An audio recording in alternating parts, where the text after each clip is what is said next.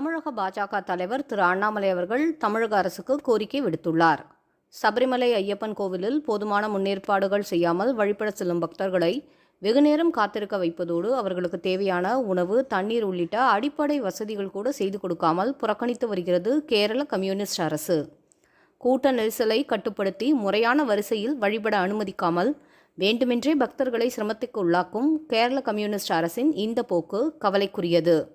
சபரிமலைக்கு செல்லும் பக்தர்களில் தமிழகத்தை சேர்ந்த பக்தர்கள் அதிகம்.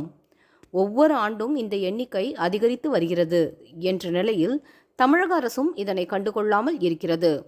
உடனடியாக முதலமைச்சர் ஸ்டாலின் கேரளம் மாநில முதலமைச்சரிடம் பேசி தமிழக பக்தர்களுக்கான பாதுகாப்பையும் அடிப்படை வசதிகளையும் உறுதி செய்ய வேண்டும் என்று வலியுறுத்துகிறேன்.